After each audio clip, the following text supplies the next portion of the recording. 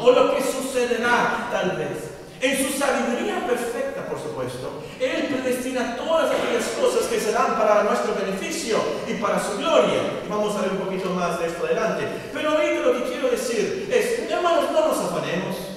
Creyentes, no se preocupen demasiado por el pasado, el presente o el futuro. Y si yo hubiera dicho esto, tal vez no hubiera sucedido esto. Y si yo hubiera hecho así, entonces no hubiera... Y si yo estuviera estudiando esto en vez de esto. Y si yo me hubiera casado con el Encho, ¿verdad? En vez de con la Tiburcia. ¿Y qué me va a pasar? Y si me da cáncer, ¿de qué me voy a morir? Y si no paso el examen final, y me van a dar el trabajo, ¿qué va a pasar con mis hijos? ¿Qué va a pasar con mis hijos? ¿Con qué voy a pagar esa deuda sorpresa? ¿Cómo? Dios sabe. Tú no sabes, pero Dios sabe. Dios sabe que se te olvidó pagar, que tenías que pagar en enero el predial y la tenencia y las placas. Se nos olvida siempre. Dios sabe en qué escuela, en qué trabajo estarás. Dios sabe de tu novia, de tu novio, de tu esposo, de tu esposa, de tus hijos. Dios sabe todo. Y todo lo posible sobre ellos y sobre nuestra vida. La cuarta lección también tiene que ver con esto, pero la separé para enfatizarla. En el versículo 14, por favor. 1 Samuel 23, 14.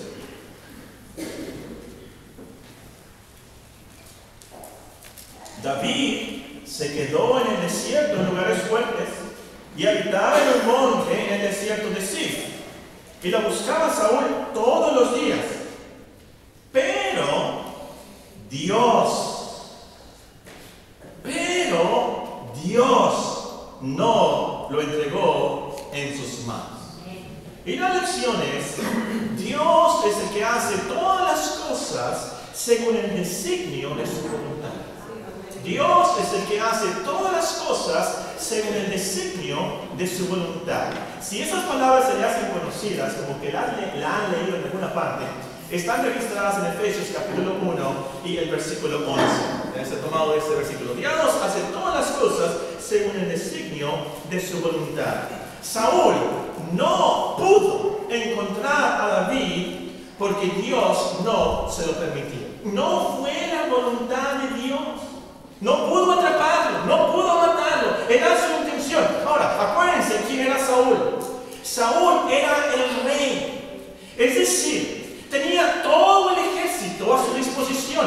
Es más, lo dice ahí, cuando iba a Aquila, llamó a todo el pueblo de Israel, a todo el ejército tras David. Tenía los espías secretos, le avisaban dónde estaba, hasta los bien feos, ¿verdad? Los que feos.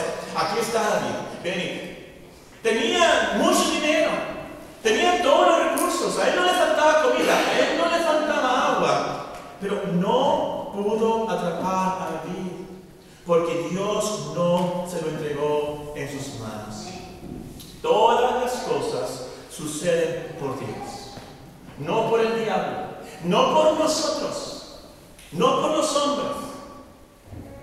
Dios es el que está en el trono, no Saúl, no el diablo, no nosotros.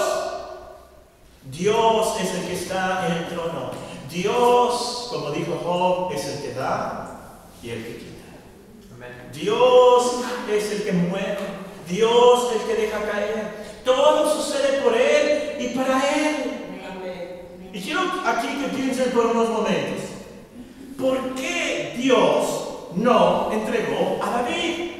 ¿Porque David era muy bueno? ¿Iba a hacer muchas cosas buenas? No. Si se acuerdan del salmo que aprendimos, el Salmo 51, ¿por qué lo escribió? Qué terrible lo que hizo. ¿No iba a hacer cosas perfectas, por supuesto, David? Es que era muy astuto, por eso Dios... No, por más astuto que haya sido, lo vemos aquí a lo último, que Saúl casi lo atrapa. Si no fuera por la providencia de Dios, que los filisteos atacaron, ahí Saúl lo hubiera atrapado. No fue porque era muy astuto. ¿Por qué Dios no entregó a David? Pues Paco, porque David fue el que compuso y escribió muchos de los salmos, esas cosas de verdad muy buenas.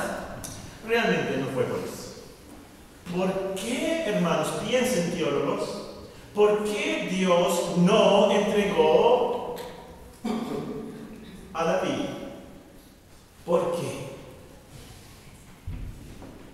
Por Mateo 1:1. ¿Ya saben cómo comienza el Nuevo Testamento? Libro de la genealogía de Jesucristo, hijo de David. No sé si ustedes han notado que no dice hijo de Abraham. Primero dice hijo de David. La historia es primero es hijo de Abraham y luego hijo de David. Pero no. Primero dice hijo de David. Y los judíos no decían hijo de Abraham, decían hijo de David. Bueno, el punto es, Dios no entregó a David porque él llevaba en sí la simiente del Mesías. Amén. La simiente de Cristo. Él no entregó a David porque Cristo venía a salvarnos. David tenía que vivir. David tenía que vivir y tener hijos. David tenía que tener al gran hijo de David por nosotros. Por nosotros en el 2014 que nos salva por el gran hijo de David. Por nosotros está este versículo. Por eso la historia. Por eso David. Por eso este capítulo. Y aquí lo que quiero recalcar entonces es esa providencia directa y perfecta de Dios. Aplica esta lección y tendrás esa paz, como dice en Filipenses, que sobrepasa todo entendimiento. Sabiendo que Dios es el que mueve todas las piezas del ajedrez cósmico. Y cuando el diablo quiere mover una pieza, le tiene que pedir permiso a Dios. Ahí escriben entre paréntesis, Dios es el encargado del ajedrez cósmico. A veces entrega, a veces quita, a veces avanza, a veces para atrás, pero es Dios quien lo mueve. Entonces, Dios no te va a entregar a tus enemigos, a menos que sea para la gloria de Dios y su propósito en tu vida. Dios no te va a entregar a ninguna enfermedad, a menos que sea para tu beneficio. Dios no te va a entregar la muerte, a menos que sea el día perfecto programado por Dios. Amén. La semana pasada falleció Nicole, la alumna de Raquel, leucemia. Falleció y salió una familia de nuestra hermana Aide.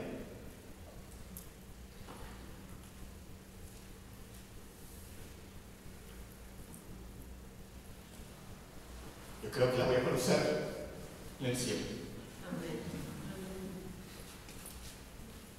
Y cuando me llamó mi hija para decirme, pensé en mi hijo, por supuesto, que falleció de leucemia. Él a los 7 años de edad. Y cuando el hermano Jaime Alan supo, él dijo 7 años. 7 años, el número 7. Número de la perfección en la Biblia. Una vida perfecta, exacta. Ese día, el día de Nicole, tu día, es el día perfecto para nosotros. Amén. Por Dios.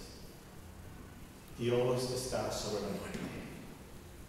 Dios no nos va a entregar a ninguno de nosotros.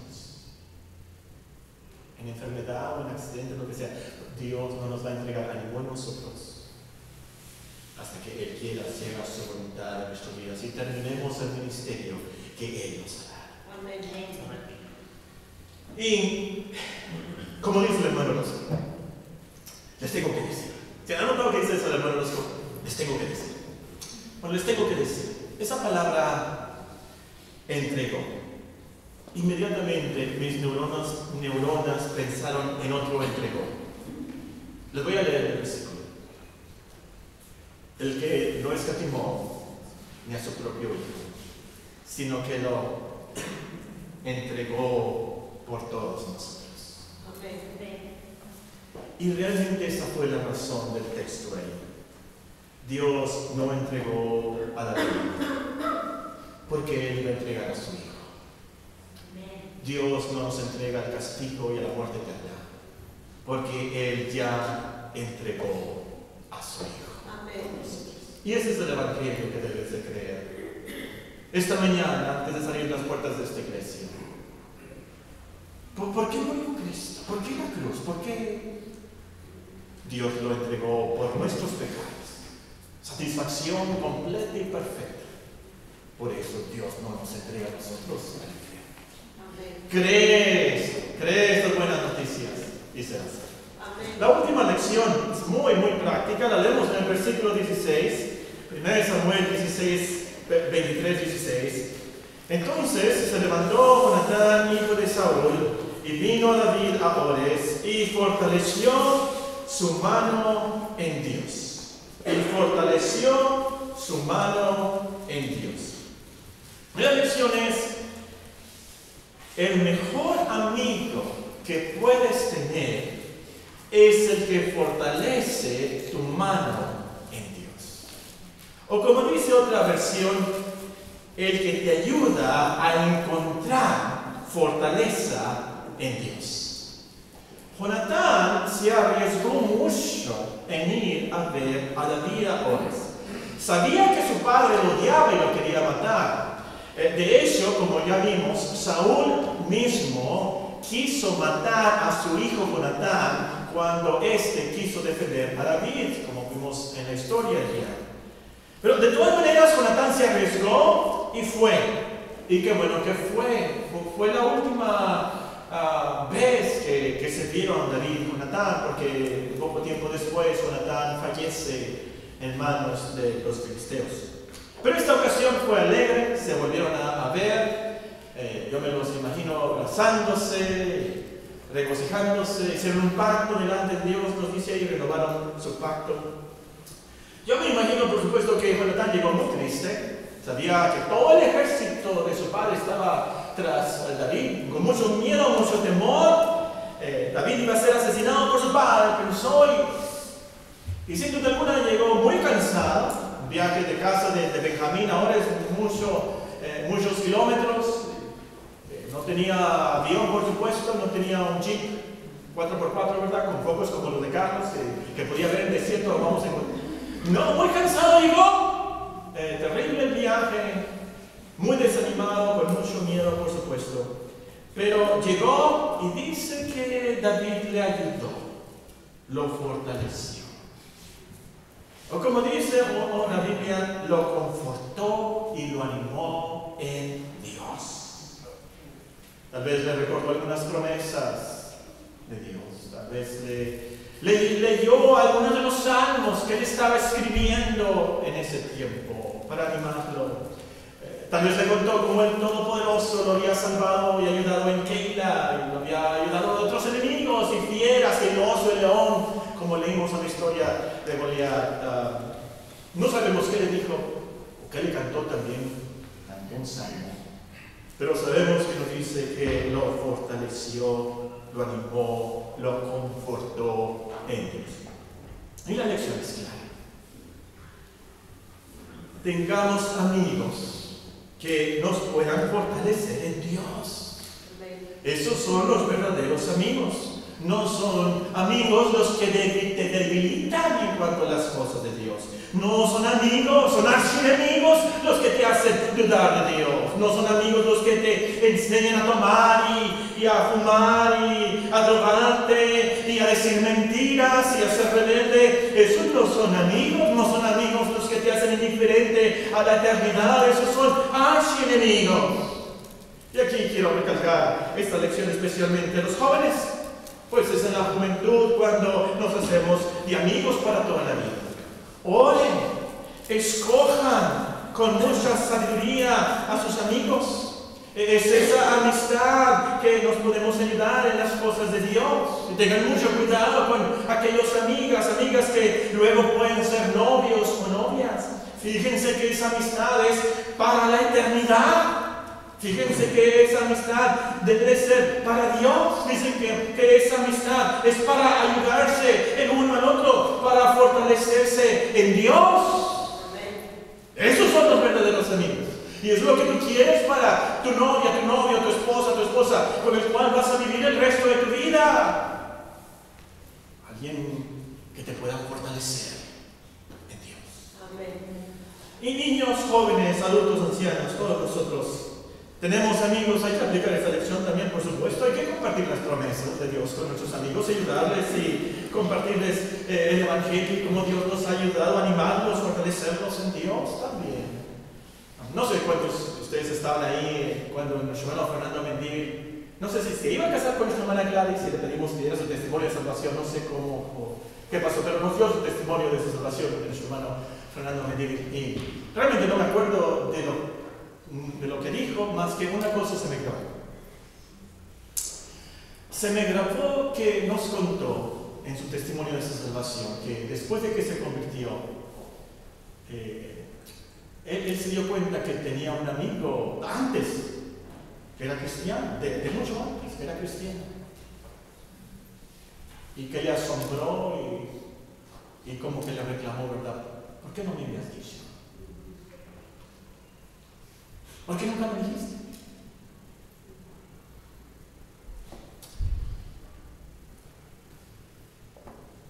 Imagínense al final de la historia a todos sus amigos de la escuela, de su trabajo. No nos vayan a decir, ¿por qué no me dijiste?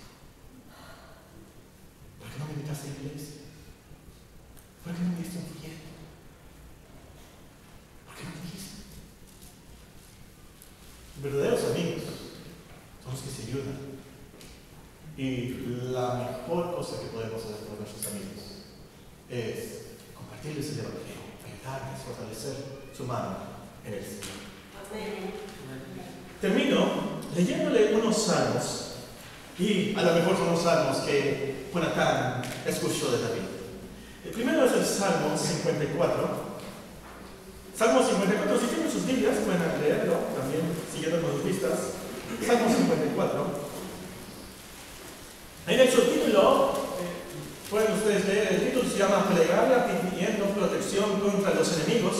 El subtítulo dice, al músico principal, Enigenot, más que David, cuando vinieron los cifreos y dijeron a Saúl, no está David escondido en esa tierra. Y lo escribió entonces. Nos dice, oh Dios, sálvame por tu nombre, con tu poder defiéndeme. Oh Dios, oye mi oración, escucha las razones de mi boca, porque extraños se han levantado contra mí, hombres violentos buscan mi vida, no han puesto a Dios delante de sí. He aquí Dios es el que me ayuda, el Señor está con los que sostienen mi vida, Él devolverá el mal a mis enemigos, córtalos por tu verdad. Voluntariamente sacrificaré a ti, alabaré tu nombre, oh Jehová, porque es bueno. Porque Él me ha librado de toda angustia y mis ojos han visto la ruina de mis enemigos. Luego el Salmo 63 también lo escribió en ese tiempo, cuando estaba en el desierto de Judá. Tal vez lo han cantado ustedes también, hay un coro basado en ese texto. Dios mío eres tú. Salmo 63, Dios mío eres tú. De madrugada te buscaré. Mi alma tiene sed de ti, mi carne te anhela en tierra seca y árida, donde no hay aguas, para ver tu poder y tu gloria, así como te he mirado en el santuario. Porque mejor es tu misericordia que la vida, mis labios te alabarán. Así te bendeciré en mi vida, en tu nombre alzaré mis manos. Como de meollo y de grosura será saciada mi alma, y con labios de júbilo te alabará mi boca. Cuando me acuerde de ti en mi lecho, cuando medite en ti en las vigilias de la noche, porque has sido mi socorro, y así en la sombra de tus alas me regocijaré. Está mi alma apegada a ti, tu diestra me ha sostenido. Pero los que para destrucción buscaron mi alma caerán en los sitios bajos de la tierra. Los destruirán a filo de espada, serán porción de los chacales. Pero el rey se alegrará en Dios, será alabado cualquiera que jura por él, porque la boca de los que hablan mentira será cerrada. Dios bendiga la predicación a nuestros corazones. Vamos a despedirnos, hermanos, cantando el himno número 31. Himno número 31, pues de pie. Y yo creo que lo podemos cantar bien fuerte.